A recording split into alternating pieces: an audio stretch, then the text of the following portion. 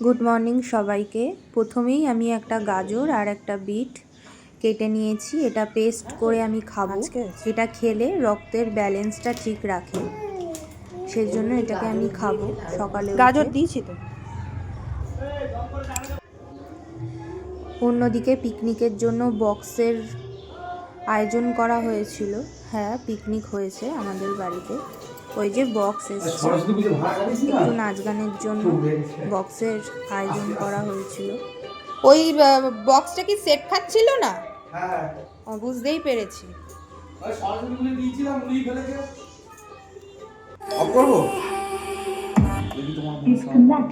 আমার ফোন দিয়ে দুপুরের জন্য বেশি কিছু করিনি, পেঁপে আলুর তরকারি, সর্ষে বাটা দিয়ে তেলাপিয়া মাছ, আর অন্যদিকে ডাল। যেহেতু রাতে অনেক রকম রান্না ছিল, তো রাতের জন্য কিসের একবারে তোড়জোড় সব শুরু হয়ে গেছে। দাও। এইটা হচ্ছে চিকেন পকোড়ার জন্য আমি মাখিয়ে রেখেছিলাম, আর এখানে চিকেন কষা হচ্ছে। আর অন্যদিকে ফ্রাইড রাইস হবে। এই যে চিকেন পকোড়া হচ্ছে, এখানে ফ্রাইড রাইস হবে। এই যে ওপরে নাচানাচি করছে, মেয়ে যাবে না, আবার নিচেও থাকবে।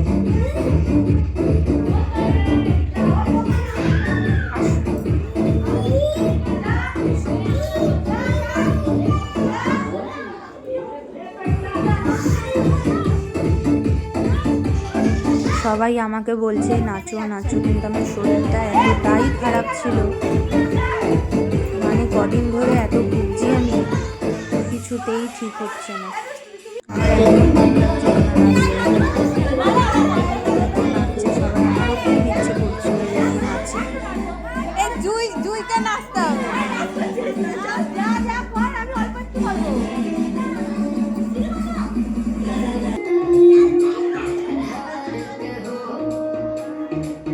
তারপর বাচ্চাদের মধ্যে একটু খেলার আয়োজন হলো, শেষ অবধি দেখা যাচ্ছে যেতে।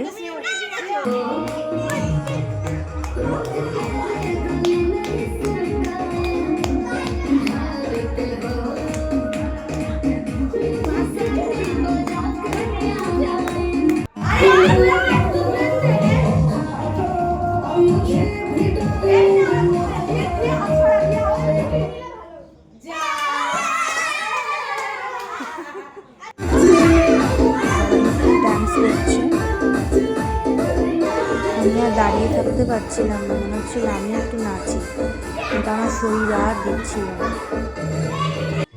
তারপর কেক কাটা হলো।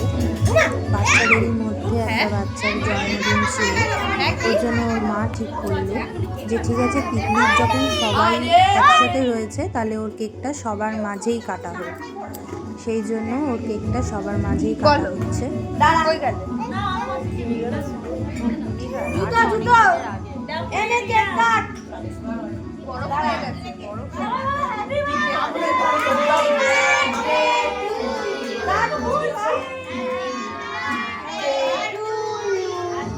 Happy birthday to you পুচকি।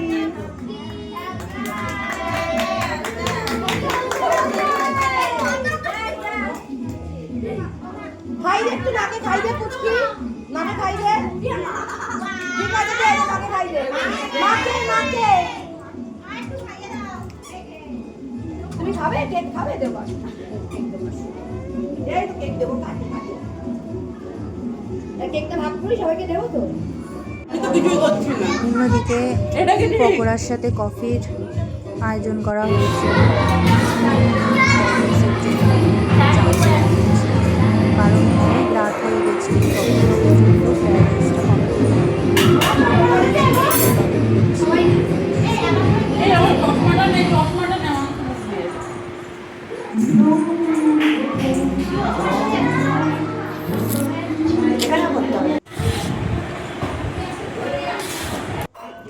তারপর সকালবেলা প্রচণ্ড খিদে পেয়ে গেছিলো, তাই আমি আর জুয়ের জন্য পেঁপে কেটে রেখেছি, এটাকে খাবো। ও আর আমি মিলেমিশে খাবো। আর অন্যদিকে মেয়ে খেলছে। তো আমার ভিডিওটা এখানেই শেষ করলাম। সবাই সাপোর্ট করো, আমার পাশে থেকো। সুস্থ থাকো, ভালো থাকো।